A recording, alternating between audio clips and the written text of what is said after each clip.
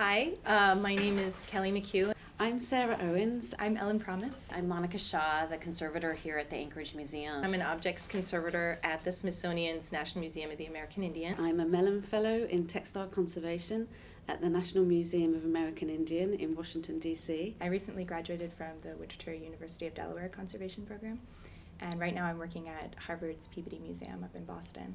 I was lucky enough to be one of the conservators who worked on the Anchorage loan project, so I prepared the 200 NMAI objects that came up for the loan. And as a conservator, we always love working with artists who work with the materials and make the objects that we work with, because you can learn so much. This could possibly be a root, just because root has it has a shiny top side. And so see how that's catching the light? Something we're very interested in knowing is why the objects in the collections are the way they are, and does that relate to the types of fish that were used, the types of processing that was done, what happens to fish skin as it sits on the museum shelf and isn't used.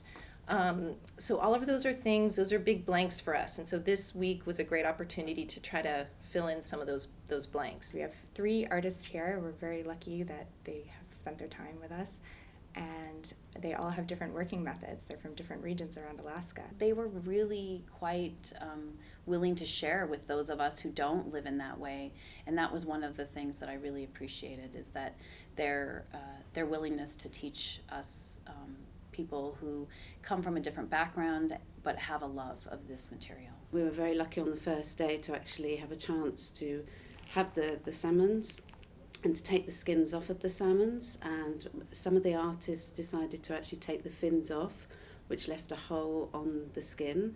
And then during the next few days I've seen that what's happened is on some of the skins with the holes in, that they've actually stitched a patch.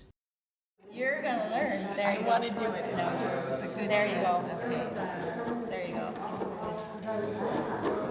It was great to be able to really kind of take it and pull it and stretch it, and really getting any kind of rip or tear in this, I can totally understand now why we're not seeing that. It's just incredibly strong. It's like the first Tyvek or something like that. It seemed that all 3 ladies had all been experimenting, some had been observing from a young age, had come from other materials, processing, had somewhat self-taught, and it was really refreshing and interesting, because you can just imagine people learning that themselves, and the technical discussions that we had were really, for me, a way to get in and to understand these objects. It's not the stitching that goes back and forth that makes it waterproof. It's the way your seam is folded, and then when it folds out, the way the piece that's folded comes out, it acts kind of like a gutter. All of the conservators and I have been talking about how we really feel a responsibility because we are charged to care for these objects. We really want to know more about how they're constructed and what the significance is, and that's something that we've definitely learned throughout this week.